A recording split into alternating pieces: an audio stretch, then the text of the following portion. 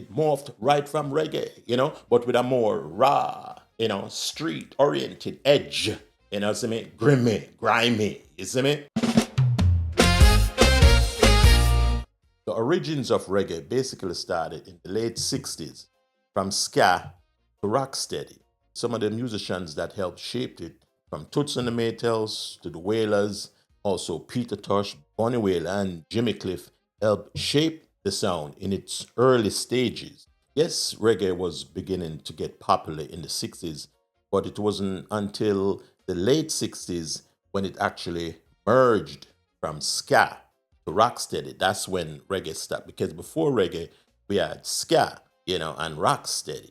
But these musicians start shaping the sound from the late 60s. Not just musicians, but also songwriters like Toots and the Maytals, also the Wailers, like I said earlier, which included Bob Marley and also Peter Tosh and Bonnie Wailer. They were also members of the Wailers. And, later on, including Jimmy Cliff. Those, we call them actually pioneers in the business. They are.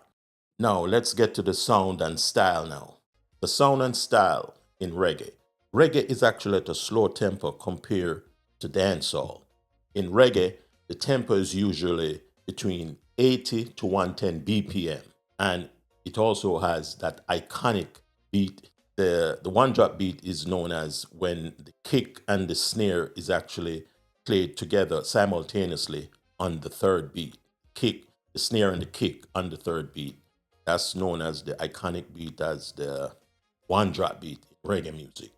So that's as far as the sound and style is concerned.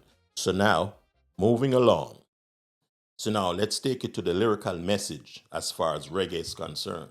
In reggae, the message is usually deeply conscious, often spiritual, sometimes political, and also uplifting. Reggae speak about love, unity, Babylon, even oppression, even about Babylon oppression, African roots, and Rastafari. That's the lyrical and message usually from reggae. So even after this podcast, you go listen to a couple of Bob Marley, those pioneers in reggae music. You'll see exactly what I'm talking about. That's the origin of reggae. Reggae is for the people. That's the people's music. That's what reggae is. Well, sound like I'm preaching now, so let me move it along. Let's move along. I'm not here to preach. I'm here to just give the message. Okay? Let's keep it moving. Ras, you're gonna proud of this episode, Ras, you're gonna proud of this one. Sorry you couldn't be here to help me deliver this one. Respect. That's what reggae is about. Reggae is the people's music. And I know you agree with me. Reggae is the people's music. So that's why we're here today. Let's move along. So now, let's talk about the cultural impact of reggae. Reggae is the global heartbeat of Jamaica, part of the country's identity. Yeah. That's even in 2018, UNESCO listed reggae as an intangible cultural heritage. Yeah, man. Let me tell you something, man.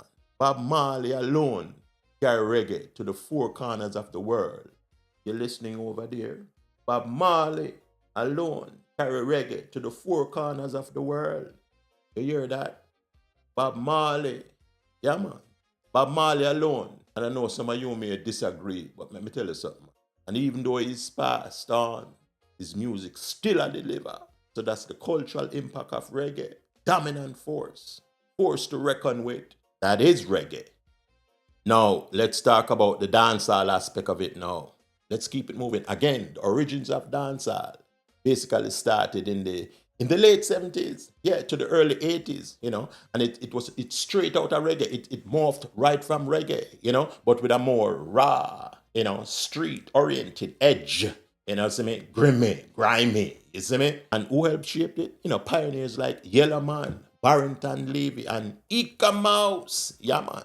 The great Ika Mouse, man. Them man them, help shape the music to what it is today. Then who pick up the throne, the baton, and carry it forward. It's like a relay, when them generals are started, then them just pass on the baton to like Shabba ranks and them take it and move it forward to Beanie and then Bounty. You know what I'm saying? And even Beanie and Bounty still, in the game. You see what I'm saying? So dancehall is, yeah, man.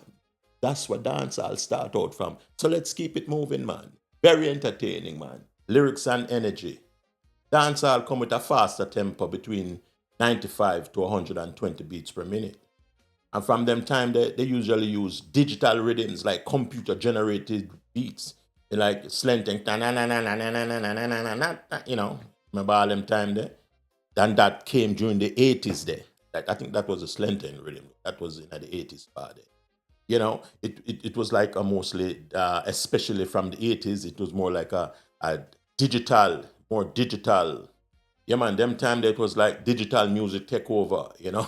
I remember them time I was living in Jamaica, them time that people, it was like computer rhythm was taking over the nation. You know what I mean? I say, and it dancehall again is usually heavy and bass drops. You know what I mean? Syncopation. A lot of repetition. But one of the main ingredients in the dancehall sphere is, like I said, it's the tempo. It's a much faster than the reggae, and it's again dancehall come with a slightly faster tempo between 95 to 100 beats per minute. Lyrics and energy. As far as lyrics and energy is concerned, in the dancehall space, lyrics can be raw, sexual, slackness, or even party based, or based on real talk from the streets. Sometimes dancehall cover like lifelong, ghetto, or sometimes gal tunes. Clash culture too.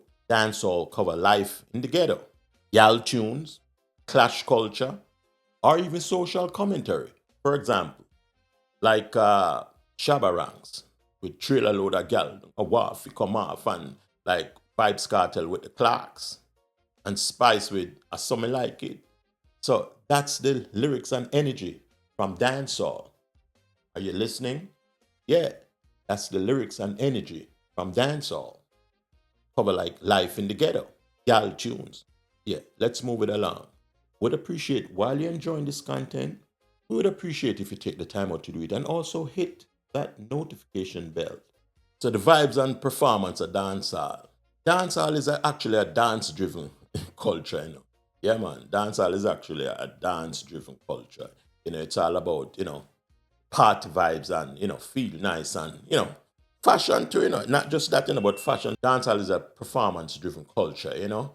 Check out music like Bogle and Dirty Wine, and not only that, the move them from dancehall always evolve over a period of time, and that's one thing, Jamaicans, everybody know Jamaicans are some of the most creative people on this earth, yeah.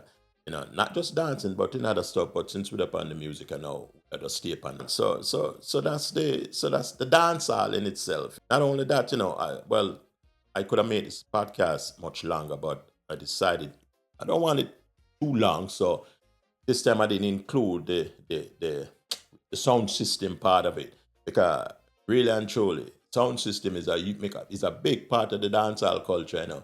But the next episode, when my course Ross is here, we'll delve a little deeper into that. But I just needed something for you guys to have for this Friday coming up. So I had to get something going. So I know my course couldn't be here today, so I had to go through the archives and come up with something so you guys will be able to have something this coming Friday. And I hope you guys appreciate it, the effort we're putting in. And like I said earlier, don't forget to like, share, and subscribe. And also subscribe to the channel. And because we have noticed there are a lot of people watching but not subscribing. Not sure why, but we would appreciate you take the time out to, subscribe. Then hit that notification bell so you'll be notified whenever we upload content. So see you on the next episode. We out.